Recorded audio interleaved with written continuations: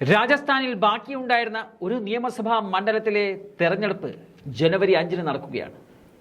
കരൺപൂർ നിയമസഭാ സീറ്റിലെ മത്സരം ത്രികോണ മത്സരമായിട്ടാണ് കണക്കാക്കപ്പെടുന്നത്. കരൺപൂർ അസംബ്ലി സീറ്റിൽ നിന്നും കോൺഗ്രസ് റൂബി കുന്നർ എന്ന രൂപേന്ദ്രനെയും BJP സുരേന്ദ്രപാൽ സിംഗ് ടിറ്റിയെയും ആം ആദ്മി പാർട്ടി പ്രതിപാൽ സിംഗ് സന്ധുവിനെയും സ്ഥാനാർത്ഥികളാക്കിയിട്ടുണ്ട്.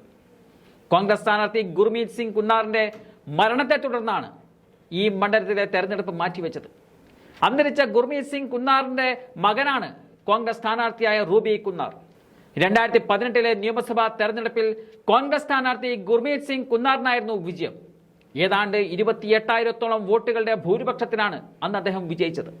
അന്ന് സ്വതന്ത്രനായി മത്സരിച്ച പ്രതിപാൽ സിംഗ് സന്ധു 2ാം സ്ഥാനത്തെത്തിയിരുന്നു. അദ്ദേഹമാണ് ഇപ്പോൾ ആം ആദ്മിയുടെ സ്ഥാനാർത്ഥിയായി വരുന്നത്. BJPയുടെ സുരേന്ദ്രപാൽ സിംഗ് ടിറ്റി 3ാം സ്ഥാനത്തുമാണ് ഉണ്ടായത്.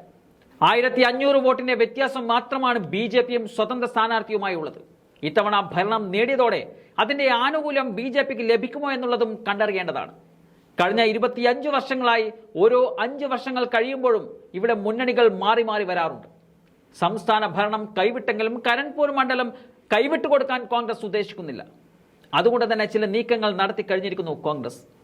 ഈ സീറ്റിൽ തെരഞ്ഞെടുപ്പ് പ്രചരണത്തിനും മാനേജ്മെന്റിനുമായി 26 നേതാക്കളുടെ കമ്മിറ്റി ഇപ്പോൾ രൂപീകരിച്ചിട്ടുണ്ട്. ഇതിൽ ജില്ലയിലെ MLA-മാരും മുൻ MLA-മാരും മുൻ മന്ത്രിമാരും പാർട്ടി ഭാരവാഹികളും ഉൾപ്പെട്ടിട്ടുമുണ്ട്. ഹൈക്കമാൻഡിന്റെ പ്രത്യേക നിർദ്ദേശപ്രകാരമാണ് ഈ നീക്കങ്ങൾ. 40 വർഷത്തെ സജീവ രാഷ്ട്രീയം കരൺപൂർ നിയമസഭാ മണ്ഡലത്തിലെ ജനങ്ങൾക്കായി സമർപ്പിച്ച ഗുർമീത് സിംഗ് കുന്നാറിന്റെ രാഷ്ട്രീയ പ്രതീക്ഷയായ കോൺഗ്രസിന് ഏറെ ഗുണം ചെയ്യും എന്നുള്ള പ്രതീക്ഷയിലാണ് നേതൃത്വമുള്ളത്. ലാളിത്യവും നേർവഴിയും കാരണം അദ്ദേഹത്തിന് സ്വന്തമായി നല്ലൊരു വോട്ട് ബാങ്ക് ഉണ്ടായിരുന്നു.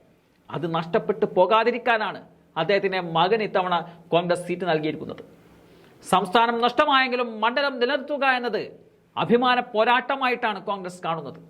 അതുകൊണ്ട് തന്നെ ജയിക്കാനുള്ള എല്ലാ വഴികളും തേടുകയാണ് കോൺഗ്രസ്.